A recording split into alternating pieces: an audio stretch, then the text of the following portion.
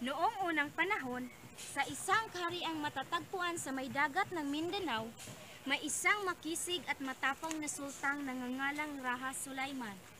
Dahil sa kanyang galing at tapang sa digmaan, siya'y nakilala bilang isang kilabot sa iba't ibang kaharian. Pinaniniwala ang nasa kanyang pag-aari ang isang mahiwagang sundang, ang sundang Linantatio. Ibinigay ito kay Sulaiman ni Balido, ang diyusa ng digmaan. Pinagkaloob ito sa kanya dahil sa mahusay niyang taktika sa pakikipagdigma. Malaki ang pasasalamat sa kanya ng taga Mindanao dahil sa patuloy na pagtatanggol ng Raha. Isa sa mga digmaang kinasangkutan ng Raha ang digmaan sa Sita Timon.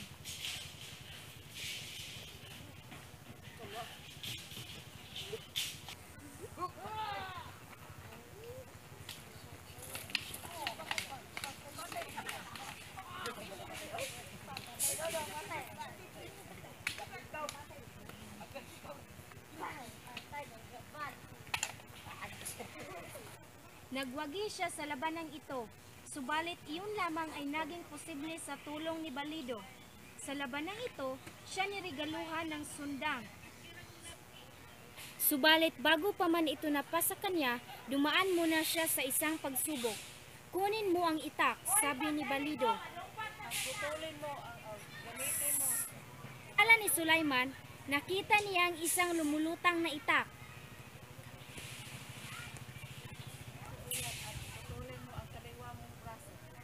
Dalawang isip si Sulaiman. Sa utos ng Diyosa ay kinuha niya ang espada at iniakmang puputulin ang kanyang sariling braso.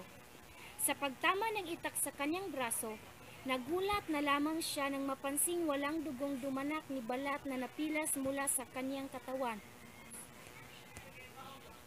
Mula sa puntong ito, Sulaiman, hindi ka na magagalaw ng kahit anong sandata paman, sabi ni Balido. Ikaw ay papanaw lamang sa aking utos. Sa oras na iyon, siguraduhin mong isusuko mo ang ibinigay kong sundang sa lugar na ito. Kung hindi ka makararating, siguraduhin mong may isang taong mapagkakatiwalaang magbabalik ng sundang sa akin. Kung gaano kabagsik si Sulaiman sa digmaan, ganoon rin siya kabagsik sa pag-ibig. Dahil sa ganitong katangian, kinamumuhian at kinatatakutan siya hindi lamang ng kanyang mga kaaway, kung hindi pati na rin ng kanyang mga tagasunod. Sa mga kali pa lamang rinig na ang mga bulungan ng mga tao. Umaalingaw-ngaw ang mga babala sa lahat ng sulok ng kaharian. Ang asawa at mga anak na babae dahil si Sulaiman ay paparating.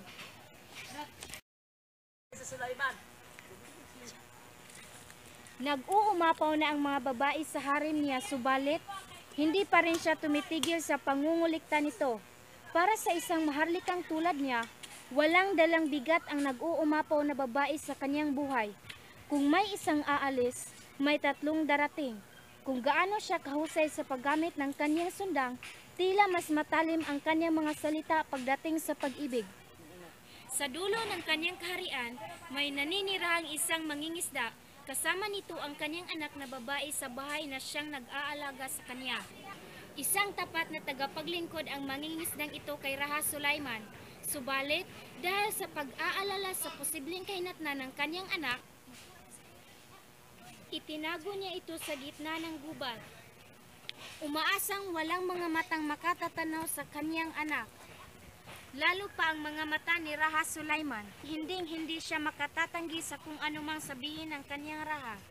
Taas ng isang punong lawan. Napaliligiran ito ng mga ilang-ilang at ilang halamang gubat. Walang nakaalam ng paraan upang makaakyat dito kung hindi ang mapag-arugang mangingisda lamang. Pati ang mga pagbisita niya ay planadong-planado. Sa umaga, siya'y nagdadala ng mga pagkain at sa gabi na may sinisiguradong ligtas at maayos ang kanyang anak. Isang dituwang kagandahan nga talaga itong si Waling-Waling. Singkinis ng sutla ang kanyang balat, sing dilim ng uling ang buhok. Ang kanyang mga pisngi ay parang dinampian ng rosas. Mga matang sing tingkad ng mga alitaptap sa gitna ng dilim. at ang kanyang mga pilik matay tila mga alon sa pagkakurbada. Madali sana para sa dalagang ipakasal sa kahit na sino kung isa lamang siyang dugong maharlika. Subalit, nagiging mahirap ang lahat dahil isa lamang niyang pangkaraniwang mamamayan. Isang araw, habang nangangaso si Sulaiman sa gubat, napansin niyang may isang tirahan sa itaas ng mga puno. Sa gitna ng mga puno, nasulyapan niya ang bahay ni Waling-Waling. Sa kanyang paglingon, nakita nito ang isang kakaibang kagandahang noon pa lamang niya nakita. Napasigaw si Raha Sulaiman. Sinong ama mo? Alam kong itinatago ka lang niya sa akin. Hindi sumagot si Waling-Waling sa takot na baka kung anong gawin ng Raha sa kanyang ama. Sa kanyang pagtulog, nanaginip ang mangingisda ng mga karimari-marim na idea. Nang magising ito mula sa masasamang panaginip, kumaripas siya ng takbo upang tunguhin ang tirahan ni Waling-Waling sa gubat.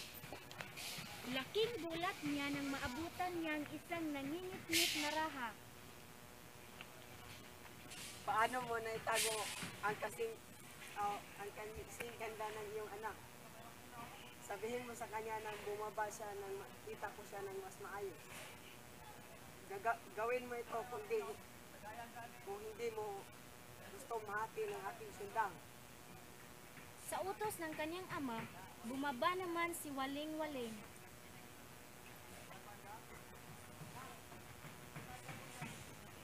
Nang umabot siya sa kalahati ng puno, nadampian siya ng ilaw mula sa buwan na lalong nagbigay liwanag sa kanyang ganda. Hindi kita papatayin. Subalit nais ko pakasalan ang iyong anak. Ipinapangako kong pagkawalan ko ang mga babae sa aking harem at gagawin ko siyang asa.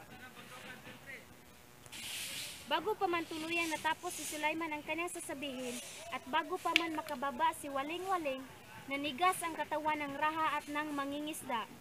Isang liwanag ang bumalot sa buong gubat. Nakita nila ang isang imahe na papaliit ng papaliit. Ang dating katawan ni Waling-Waling ay tila sumabit sa mga sanga ng puno. Habang paunti-unting nawala ang liwanag, tila naging mas malinaw sa dalawa ang imahe ng isang bulaklak. Isang bulaklak na may lilat pulang batik sa kanyang mga talulot. Hindi sila makapaniwala sa kanilang nasaksihan. Subalit, walang nagawa si Sulaiman at ang mangingisda. Pagbalik sa palasyo, inatasan niya ang mga kawal bulaklak ng Waling-Waling sa gubat at ipalamuti ito sa mga puno sa harapan ng palasyo. Ka ng mga Waling-Waling at dekorasyon mo sa mga puno ng harian.